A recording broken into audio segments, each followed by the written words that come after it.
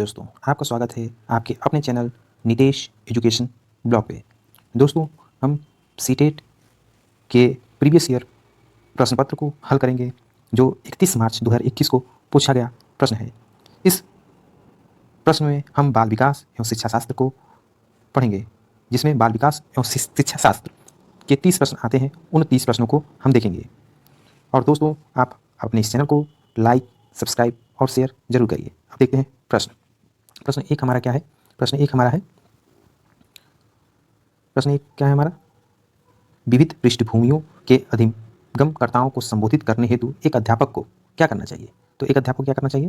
एक अध्यापक को विविध विन्यासों से उदाहरण लेना चाहिए। तो क्या करना चाहिए? विविध विन्यासों से उदाहरण लेना चाहिए। दूसरा प्रश्न क्या है हमारा? दूसरा प्रश्न है समस्या समाधान। दूसरा प्रश्न है हमारा समस्या समाधान क्षमताओं को किस प्रकार सुसाध्य किया जाता है? तो किस प्रकार किया जाता है? समरूपों के इस्तेमाल को बढ़ावा देकर। समरूपों के इस्तेमाल को बढ़ावा देकर। तीसरा प्रश्न है हमारा। तीसरा प्रश्न क्या है?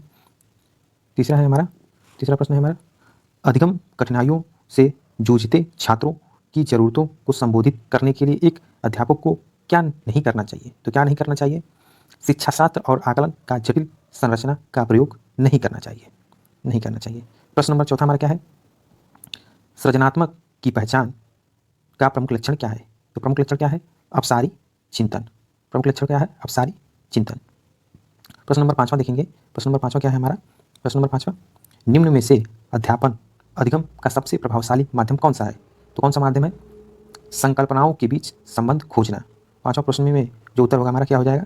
संकल्पनाओं के बीच संबंध खोजना। प्रश्न नंबर छठवां क्या है हमारा?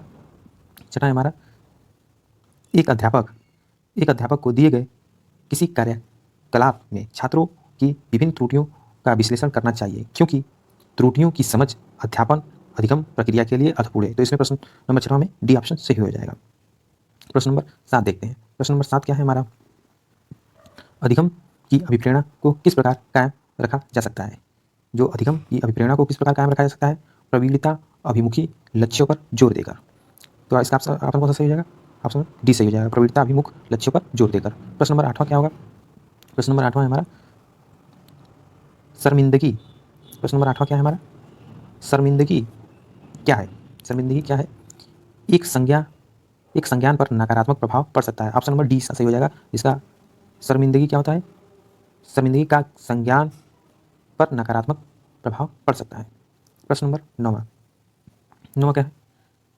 अधिगम का संरचनात्मक विचार यह सुझाव देता है कि ज्ञान की संरचना में बच्चे सक्रिय भूमिका निभाते हैं। ऑप्शन ही सही हो जाएगा, जिसमें क्या होगा? बच्चे सक्रिय भूमिका निभाते हैं। प्रश्न नंबर 10वां क्या हो जाएगा?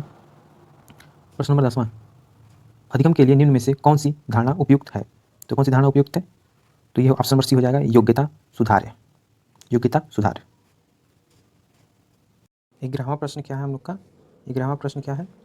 निम्न में से कौन सी परिपाटी विद्यार्थी में संकल्पनात्मक समझ में बढ़ोतरी करने में सहायक है?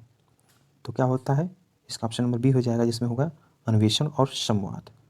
तो प्रश्न नंबर 11 का ऑप्शन क्या हो जाएगा? बी। अब प्रश्न नंबर 12 देखते हैं। 12 में क्या है?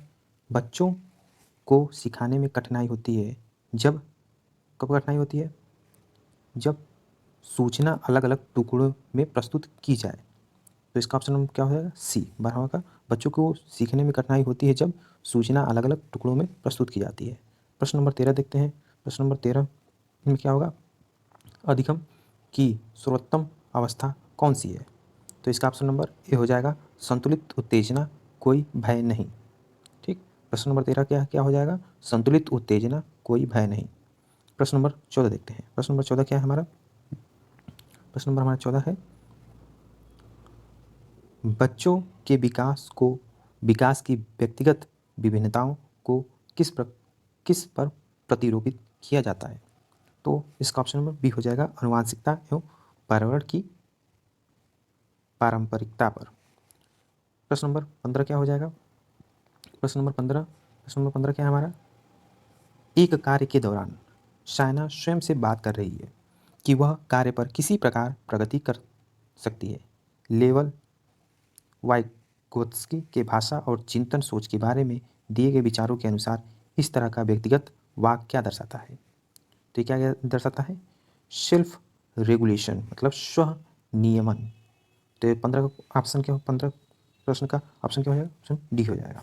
अब प्रश्न नंबर 16 देखते हैं। प्रश्न नंबर 16 क्या है हमारा? प्रश्न नंबर 16 देखते हैं हम। प्रश्न नंबर 16, प्रश्न नंबर 16 मूल्यांकन। प्रश्न नंबर 16 मूल्यांकन पद्धतियों का लक्ष्य होना चाहिए। जो मूल्यांकन पद्धति है उसका क्या लक्ष्य होना चाहिए? विद्यार्थी की जरूरत एवं आवश्यकता की पहचान करना। ऑप्शन नंबर ए सही हो जाएगा। प्रश्न नंबर 17 देखते हैं। प्रश्न नंबर 17 क्या है हमारा? प्रश्न नंबर 17 क्या है हमारा? प्रश्न नंबर 17, प्रश्न नंबर 17 एक गतिविधि के दौरान छात्रों को संघर्ष करते देख एक अध्यापिका बच्चों को संकेत और इशारे जैसे क्या, क्यों, कैसे प्रदान करने का फैसला लेती है। वाइगोत्स्की के सिद्धांत के अनुसार अध्यापक की यह योजना क्या कहलाएगी? योजना, तो ऑप्शन नंबर डी जो क्या है? अधिगम के लिए आधारभूत संरचना का काम करेगी। प्रश्न नंबर 18 देखते हैं। प्रश्न नंबर 18, प्रश्न नंबर 18 क्या है? एक खेल क्रिया के दौरान चोट लगने पर रोहन रोने लगा। यह देखकर क्या होता है?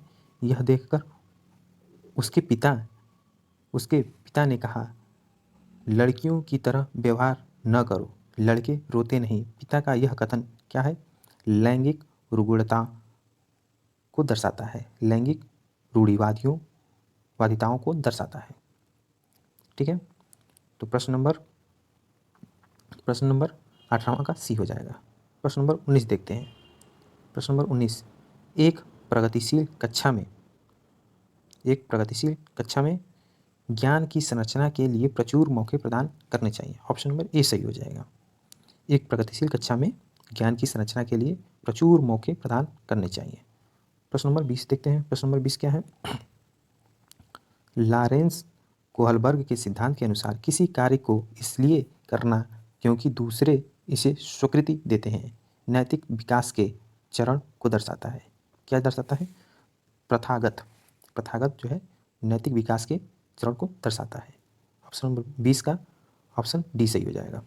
प्रश्न नंबर 21 देखते हैं। प्रश्न नंबर 21 देखते हैं। 21 क्या है? बच्चों को सामाजिक के सिद्धांत में निम्न में से कौन सा कथन सही है? तो कौन सा कथन सही है? तो ऑप्शन नंबर सी, विद्यालय समाजीकरण का एक द्वितीय कारक है और परिवार समाजीकरण का एक प्राथमिक कारक है। अब प्रश्न नंबर 22 देखते हैं। प्रश्न नंबर 22, प्रश्न नंबर 22 क्या है? प्रश्न नंबर 22 है बहुबुद्धि का सिद्धांत जोर देता है। बहुबुद्धि का सिद्धांत जोर देता है, इसमें जोर देता है बुद्धिमत्ता की विभिन्न दशाएं हैं। ठीक है, तो ऑप्शन नंबर ए सही हो जाएगा। 22वां क्वेश्चन का 22वें प्रश्न का ऑप्शन ए सही हो जाएगा। ठीक, प्रश्न नंबर 23 देखते हैं। प्रश्न नंबर 23 क्या है? प्रश्न नंबर हमारा 23 क्या है? जीन पियाजे के संज्ञानात्मक विकास के सिद्धांत में पूर्व संक्रियात्मक अवस्था में विकास का मुख्य गुण क्या होता है? क्या होता है?